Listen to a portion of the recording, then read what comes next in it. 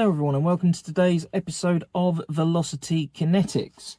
Today I am going to be talking about the experience Sarah and I had, it's now nearly a month ago, if not nearer 6 weeks, where we test drove a Jaecoo 7. It's just been time getting in the way, and keep an eye on what petrol prices do as to whether I could do this as a normal Swacecast style video where there's some driving.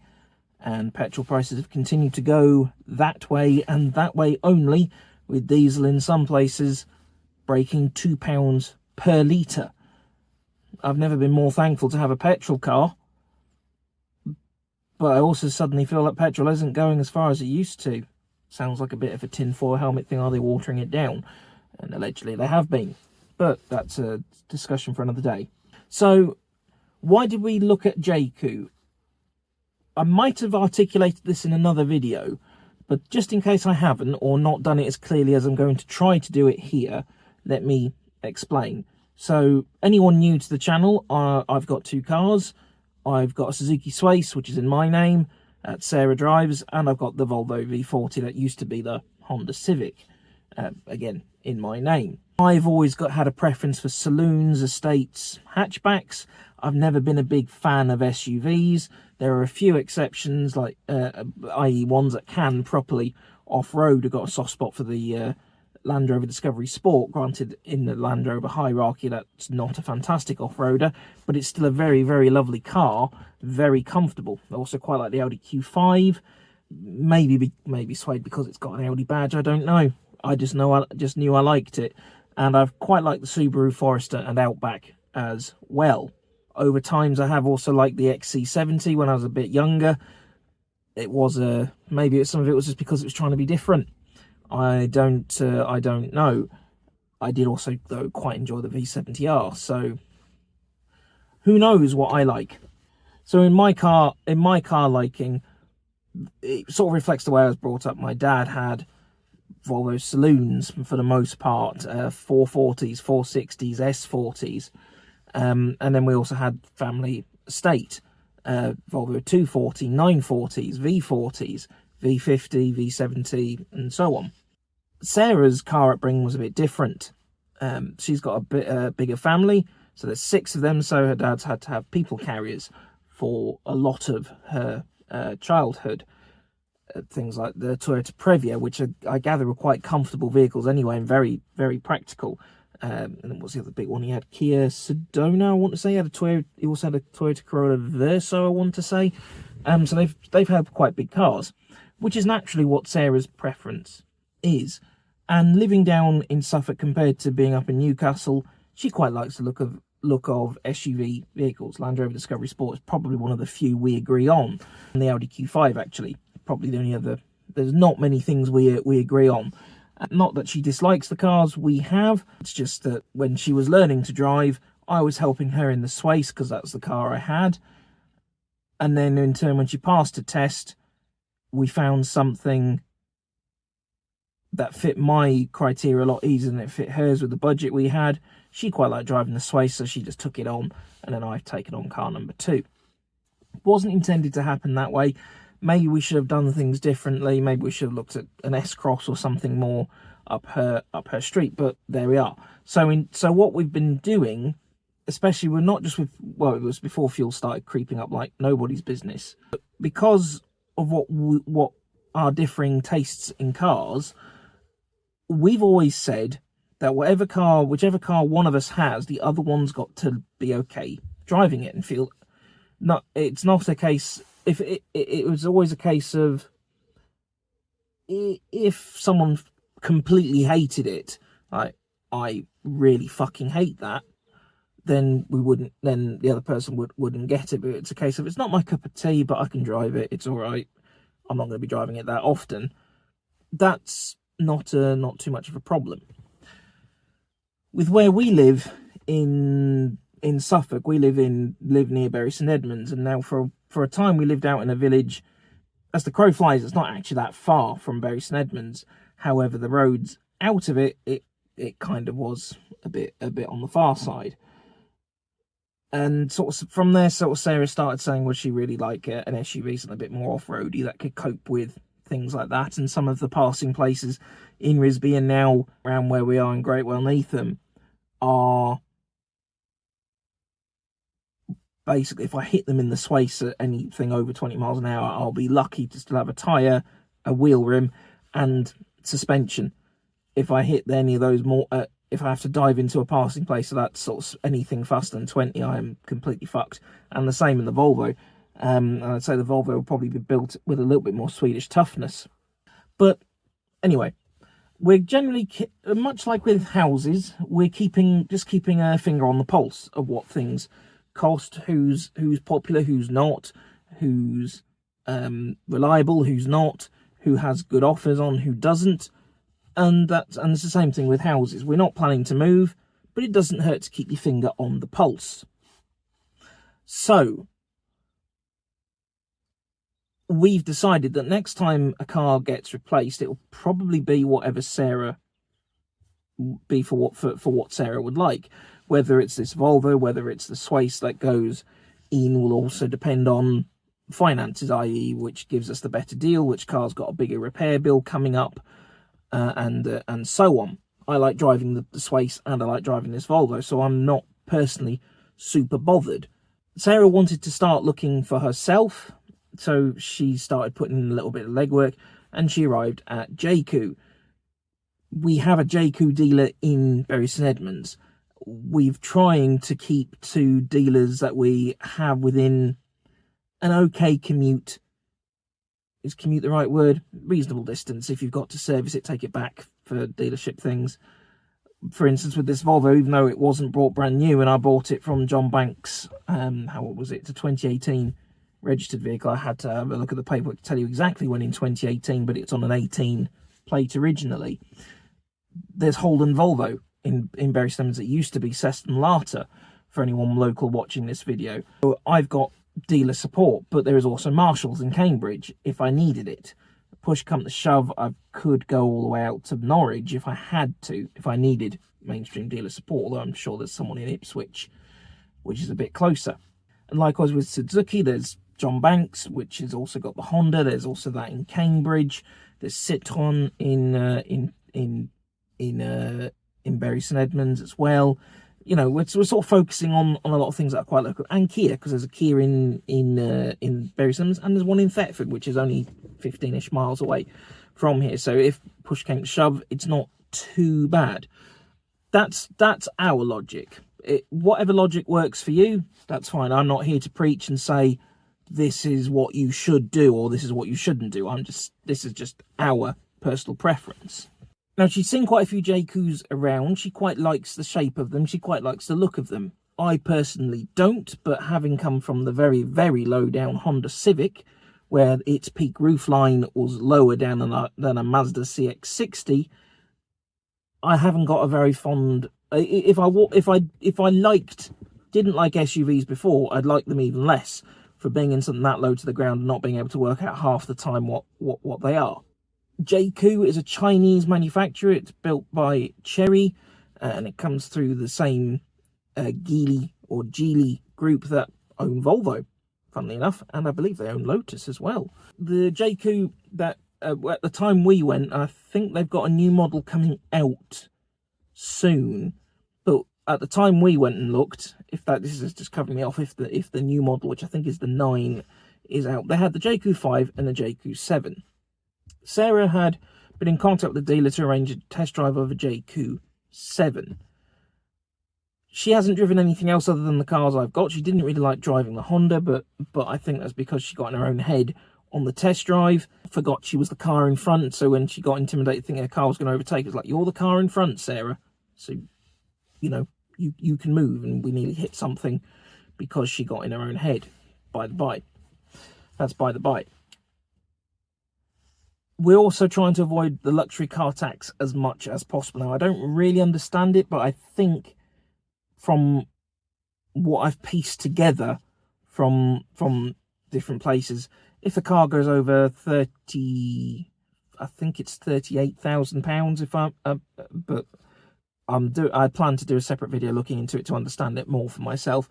Then it's subject to a larger tax for 5 years after first registration, and first registration tax has also gone up a lot.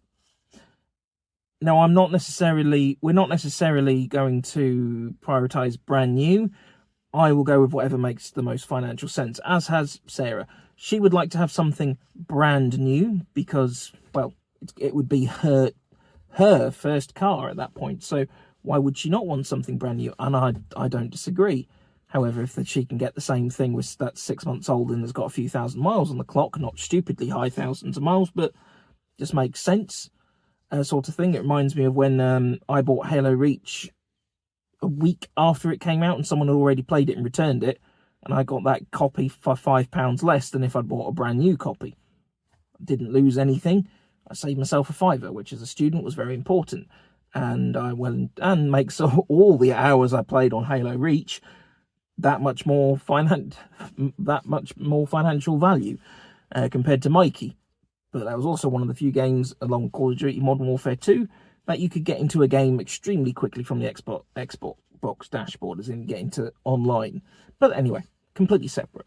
So we went and had a look at Jaecoo. Now, I wasn't sold. I've heard a lot of contrasting things. I've heard some fantastic things. I've heard things that the rest of the car industry, even my beloved Volvo, should be like, you should really pay attention to how the Chinese are doing things. I've also heard some terrible things where terrible is in, oh my god, how was that past any sort of regulations to be sold here? I've heard stories of Jaekoos being within a couple of thousand miles of being brand new and having catastrophic failures where they are practically written off, and not through the owners being stupid. I've heard stories of the hybrid systems causing the car to become a brick. But the problem is with those stories, you don't get the rest of the context. So it doesn't tell you how the car was charged, it doesn't tell you how it was driven prior to it going wrong. Heck, it doesn't even tell you if it took a really big puddle or it had a bit of a shunt before that. So there is some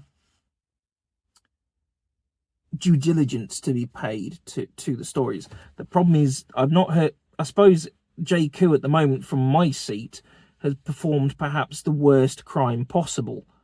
It's been okay. Nothing good, nothing bad. Not a lot of good, not a lot of bad. The problem is, and I feel this more from owning technically 3 cars, now a 4th, that's gone off sale, is if something happens and that car goes off sale, things become a bit harder to get.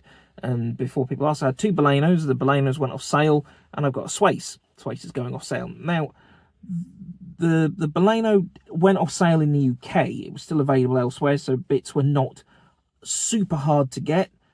And obviously, I didn't keep mine super long. I think the longest, my second one I had for 4 years. So the person who's got it now might be starting to struggle to get bits very easily for it. And the Swace, it's mostly Toyota underneath, so in theory, I should never have a problem getting bits for it, but it's the principle of it's gone off sale. And also its resale value. That said, I was reading, and I had read, an article, I want to say Autocar. If I can find it, I will link it in the description. If I can't, then I've either forgotten or couldn't find it. But it was talking about how people have been scared of Jaecoo, BYD, Chery, Leap Motor, etc. because they're new brands popping out of nowhere. Some people don't want to be caught with a vehicle that'll go off sale in a couple of years that'll potentially be worth nothing. And it's a very valid comment. Chery / Jaecoo and its associate manufacturers have apparently spent a lot of money. We're not talking a few million, we're talking a few billion, putting in a really good service network into the UK. Now, if that is true, then fantastic. You shouldn't need to worry about that in the future. The Jaekoos themselves, the backs. So when we went into the dealership, they're very big for what they are, and I find them a little bit intimidating in the sense of that's a lot of car.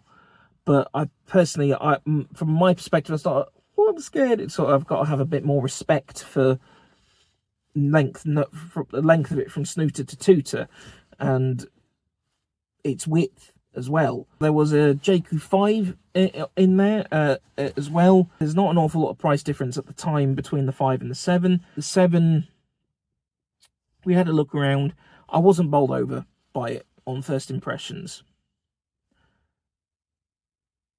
The reason why I wasn't bowled over by it on first impressions, it's a £35,000 car, and some of the plastics are awful in it. For £35,000, yeah, I know you're not going to get Range Rover, Land Rover, Volvo level quality on the plastics, but they were just a step up from cheap and nasty.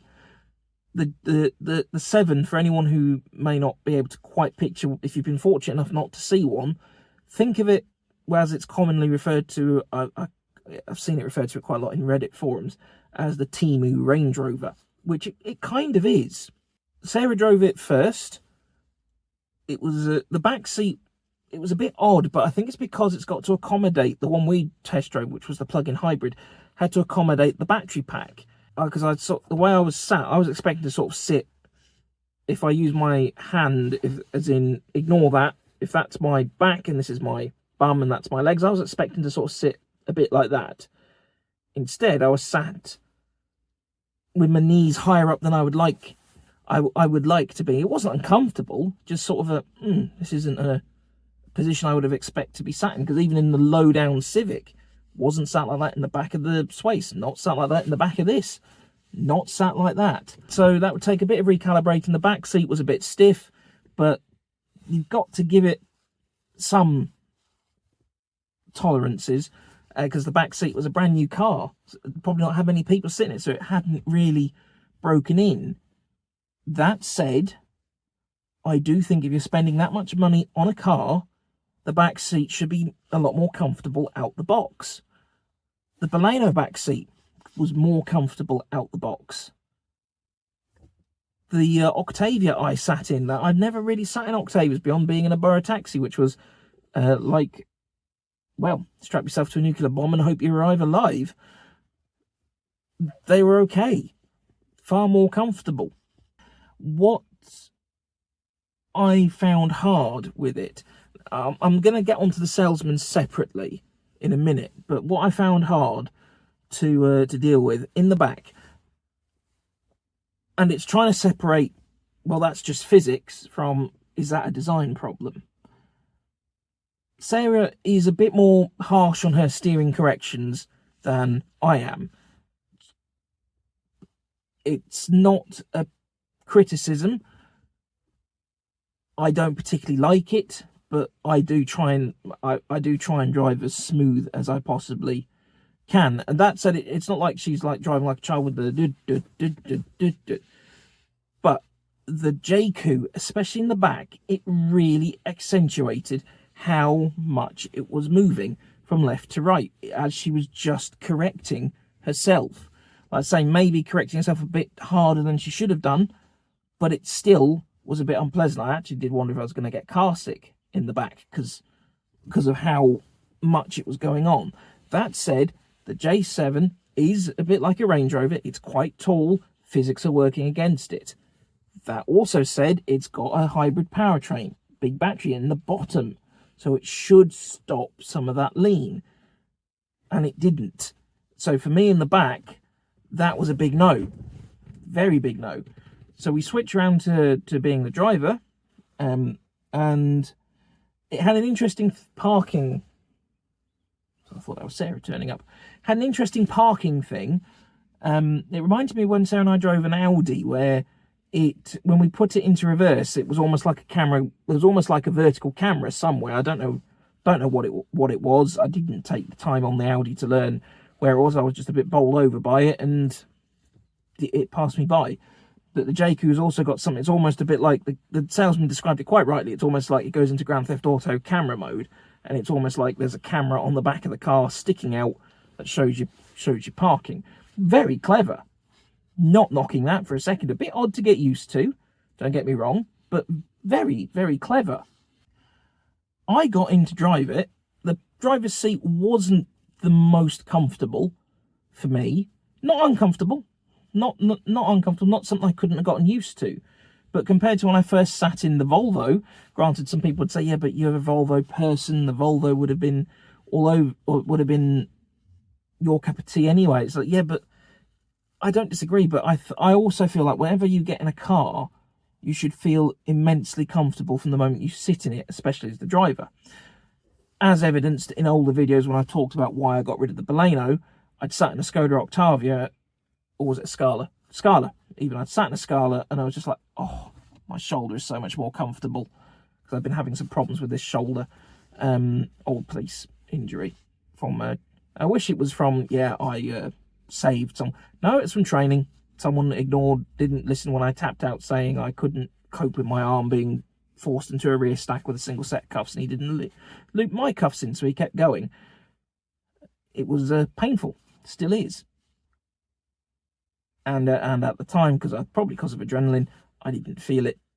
It was uncomfortable, but I didn't feel it in the training. And plus, spending 2 days getting up and off, spend an hour putting yourself on the floor and getting back up as quick as you possibly can, you feel very tired. So it's hard to know what was hurting from just exertion and what was hurting because that's not right.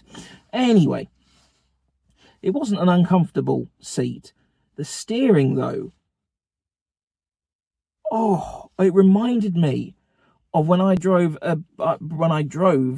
My driving instructor at the time, when I was 17, 18, he changed from a Renault Clio, the one that became the Clio Campus. I can't remember what model that was. This was about 2007, 2008 that I would have been learning. So he had the shape of Clio from then, and the 207 steering was just vague. You turned the wheel, you'd move, but you couldn't feel what was going on. And that was the same with the Jaecoo. I'd turn the wheel, fantastically light. Don't get me wrong, you'd be forgiven for thinking of a car that size would have incredibly heavy steering. But it was light to the point of vague. And I appreciate it's not meant to be a driver's car. I don't dispute that. If I want a driver's car, buy a BMW, buy the Audi, Skoda, what have you. Buy something other than the Jaecoo. But I want to feel where I want to be able to know where my wheels are pointing myself and have a rough mental idea as to where it's pointing. And likewise, as I'm driving, I like to be able to. I wish I was that level of Niki Lauda from Rush, where I can't remember what the actress's name is, but the woman's he goes, "There's something wrong with the car," and she goes, "What? Serviced by Rolls Royce? What?" And he goes, "Oh, there's something wrong. The right rear anti-roll bar is breaking, and this is broken. This is." How can you tell? My S. It's not. I wish I could tell that, but Sarah says I can. At least I'm aware of what's going on at the back more than what most people are. And I couldn't feel what was going on in the Jaecoo. It was bizarre. My steering input was a bit gentler. It did still feel a little bit lefty righty, not quite to the same degree. It had everything in a touch screen in the main menu, and for me that's a deal breaker. I don't mind some touch screen because that's the way manufacturers are going, and I've got to tolerate it. Even if I don't like it, I've got to tolerate it. But everything in a touch screen, and the salesman going, "Oh yeah, just do this, do this." But I need to be able to look down and go, right, that and that. In my Volvo, I can not look and hit my heated seat. I know I need to press it 3 times to turn it on. Sorry, turn it off if it's on high. I know my aircon is over here. I say over here, like you can see. I can more or less do everything without touching, which is what I struggled with in the Honda, because part of it was behind a touchscreen, and part of that system was just vague. And that was the Japanese doing it. That was Honda doing it. Don't get me wrong, the screen was responsive. I did give it a poke around. It responded. It wasn't like it was, now it's thinking. It wasn't like it was a Temu tablet behind there. But still, it was that's not for me. There was no key for it. It was keyless entry, keyless go, as long as you had the key on you, so you could just walk away and it would lock itself. It also had that weird... I don't like cars that don't have the door handles ready to go. I hate this trend of the door handles popping out electronically. Now, don't get me wrong. I'm sure, especially when the car's in motion, if they come back in, that there is a lot to be gained in aerodynamics. And especially at the moment, fuel prices being what they are, every last centimetre and metre counts that you can get out of your tank. Heck, even millimetres and microns count. So I appreciate there might be an aerodynamics element to why it's done why they're done that way. Visually, I don't like it. What was most disappointing for me is a vehicle the size of the J7 was the boot. And I've had this debate with people on Reddit when they go, well, it's SUV, you've got the vertical. Like, the vertical's not very useful. If you've got a long parcel, it doesn't fucking matter how tall the vehicle is, and if you can't get it in any direction, it doesn't matter. And I mentioned this in another, I can't remember which video it is to tell you when I first said it on the channel, but just to reiterate, I was told by the dealer that the boot on the Jaecoo was 500 litres. And that's a big number. It's a good number. My Swace is 587 seats up. You're trying to sell me a car that, whether you want to call it Temu Range Rover or not, you're selling me something that is a similar visual presence to a Range Rover. And you're telling me the Swace is, as estates go, the Swace is not a big estate.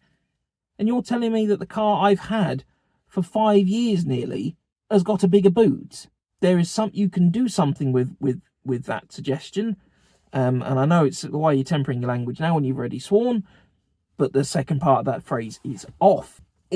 It baffles my mind. And they go, well, it's got the battery pack, it's got to accommodate extra electric motors.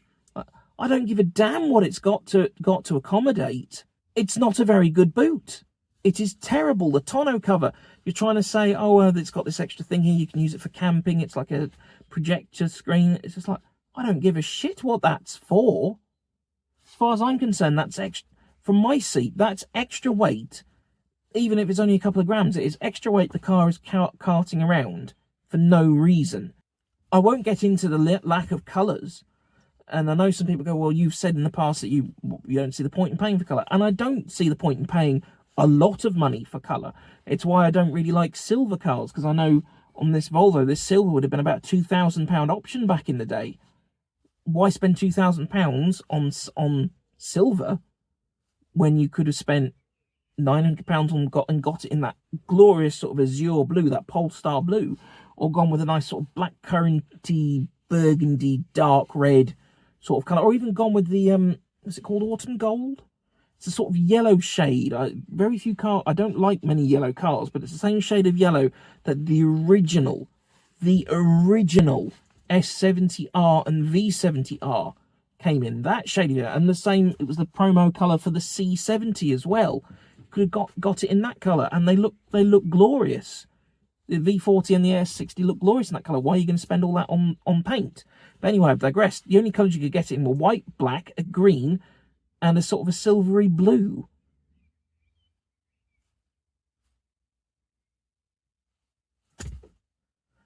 In white, they look cheap and nasty. If we're just going to go purely on aesthetics, that is. In white, it is pure. It looks cheap. It looks nasty. In the green, it actually looks quite nice. In the silvery blue, it does look quite nice. The black, I could take it or leave it. Not asked, really. If I was going to buy one, it would be in the green or the silver blue. I haven't really talked about the performance. I've only talked about it feeling a bit. It was the plug-in hybrid model, so it shifted. It really did shift, and credit where it's due. I say the Swace, the big girl can run. In the Jaecoo, the big girl can sprint. I've driven a car with more electric power than the Swace I've driven has been the fully electric Honda ENY1, and that was mental, even though I didn't drive it very far, how quickly that would get up to speed. The the Jaecoo 7 was mind-bending for how such a big vehicle, it felt like it was bashing the laws of physics into submission. Yeah, it was impressive drivetrain. Don't get me wrong, still a two-wheel drive drivetrain. So again, come back round to my bugbear with SUVs. And sorry, I'm keeping an eye on the time because I know Sarah's due to finish work soon, and I need to get tea heated up. God, it's only just a reheat, but still. Long day for a nurse. Don't want to be waiting too long for the dinner. We come back around to my bugbear with a lot of SUVs. I believe you can spec it with a four-wheel drivetrain, but why would you have a vehicle the size of a Range Rover that's two-wheel drive only, and not like it's got some clever four-wheel drive where then it will put it into four-wheel drive as and when it needs to? Just permanent two-wheel drive seems batshit to me. It hurts my brain. There might be a reason to it, even if it's just simply weight, but it hurts my brain, and I appreciate that it's just a point unique to me. The dealer, I've dealt with some pushy guys over my time of buying cars, and the reason why I've stayed with Suzuki for the most part is they weren't that pushy, or at least not as pushy as I've experienced with other dealerships. This guy was just like, oh, ignore the finance, ignore the PCP, ignore the blue payment because it's on 0%, and this and it and it and it. It's just sort of it's a case like, dude, even if I liked the car, I don't want to buy it from you in particular. You're winding me up. He's one of those people that, for me, maybe our personalities just completely don't match up. Not even enough to get through a test drive. I wouldn't have bought one from him, and he didn't seem to like the fact that I knew a bit about cars and was asking questions. Well, what is it? All-wheel drive? Is it this? Has it got that? Has it got that? He didn't seem to like it. And I did say to him, like, I was honest with him from the start. I did say, look, you're going to have an uphill battle with me. I don't like SUVs, so this has got to be something bloody special to win me over. And before people go, oh, there you go, you're starting off awkward, Chris. We also went and looked at Skoda. I don't know if it was the same day or it was a couple of days later. We looked at Karoq, because the Karoq's very similar to the Q5 underneath. And it's a case of, well, if money's not our friend, which sometimes it really isn't, mind you, it's the same for most people these days, isn't it? Money's not really anyone's friend. You know, why spend all the money on the Audi when you can get just as good in the Skoda? And it's got a lot of the Volkswagen Audi group parts in it. And I quite liked it. And the new Kodiaq, not my cup of tea, but nicer than the Jaecoo. Granted, I think it's a 10 grand more car, the one we sat in, but it was worth the money. I suppose my bug with the Jaecoo, it's somehow, one of the bugs with the Jaecoo for me is it's somehow really good value for money and a daylight robbery. Somehow, Jaecoo have somehow pulled that feat off. It's a fantastic, for the money, it's a fantastic piece of kit. It's an amazing amount of technology. It's an amazing amount of hybridness. It's amazing just size of vehicle that performs and is relatively ecologically sound with it being plug-in hybrid. And yet, for 35 grand, I want more than that. I feel like if I went to BMW and looked at a 1 Series, which off the top of my head, when I did the Everyman series, was a more than £35,000 car, that I would get more for my money from the BMW than I would from the Jaecoo. Heck, a fairly entry-level Octavia, I'm pretty sure, is a lot more value for money than that Jaecoo is. And then it also comes back round to, as well, there's a lot of fizz bangery whiz flashy stuff on it. And the Chinese have improved a lot in recent years when it comes to cars and manufacturing and things. I mean, we wouldn't sell them if they didn't meet our criteria. You know, if they didn't meet our safety standards, etc., they wouldn't be on sale. It's a bit like when people talk about sugar replacements, like, yeah, but they wouldn't be on sale if they weren't safe enough. It left me very confused. I believe Sarah's not that fond of it either, if I remember the conversation rightly. I believe she's not that fond of it either. There was an element of, oh, it's the first car I'm test driving, the first one I've said I would like to try that one myself, and blah, blah, blah, blah. So there was an element of that. After that had worn off, it was sort of it was all right. And I hope that was her coming to her own conclusion, not me being like, I don't bloody like it. And I really didn't like it.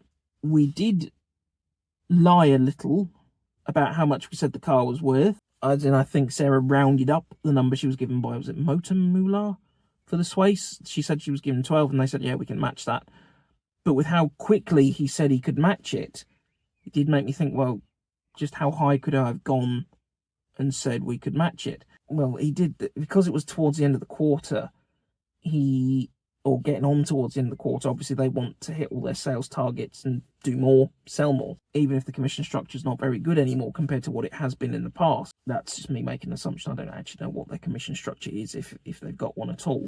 But he was very pushy, and telling someone who works for a bank to say, oh, don't worry about the balloon payment. It's like, that's a £14,000 worth of money, assuming we could have afforded to have replaced it.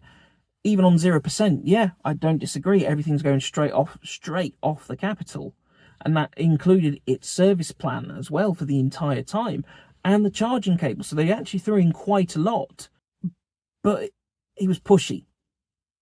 Very pushy. And I know some people who know me would say, well, you talk about Holden Volvo, formerly Aston Martin Volvo, a lot, and you've been a disciple of Volvo and put the fear of God into those salesmen at times when you're a child.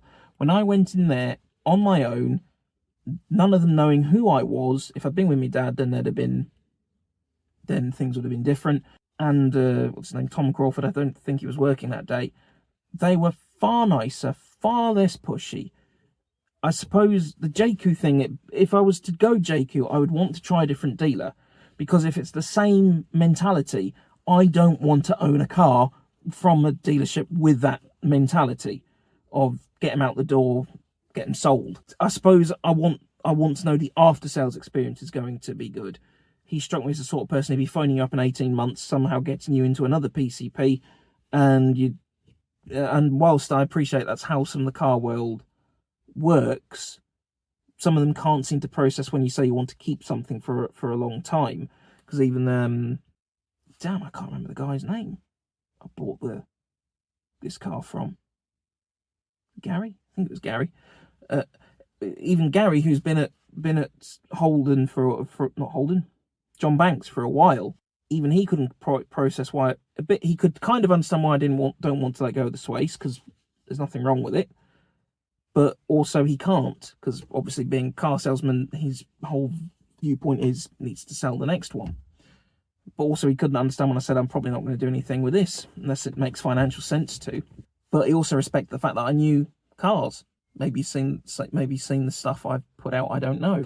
We'll try and summarise our experience at Jaecoo.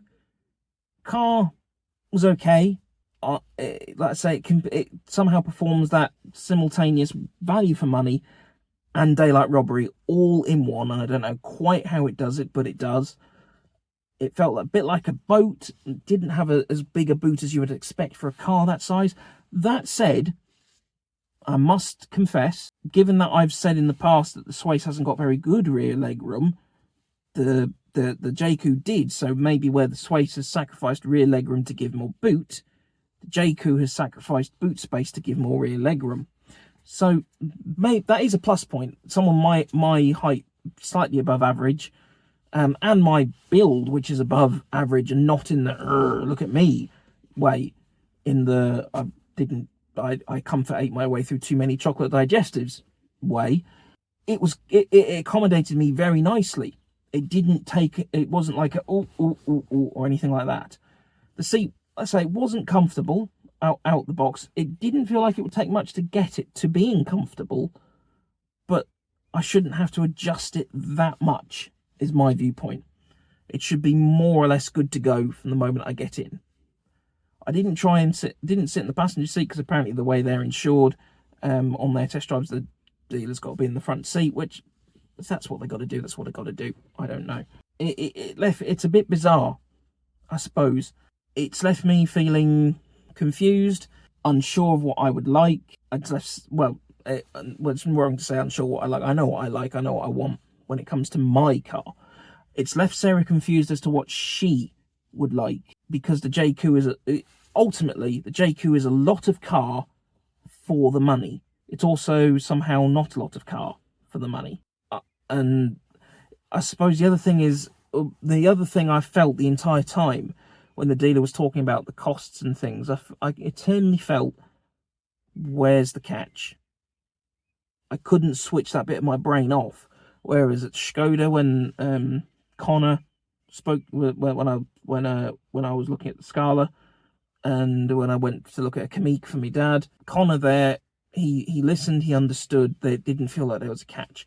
Spoke to Kia when we were, again, looking for my dad, didn't feel like there was a catch. Same at Mazda, same at Renault, same at Audi, same at Jag, same at Land Rover, same at Ford. You get where I'm going with this.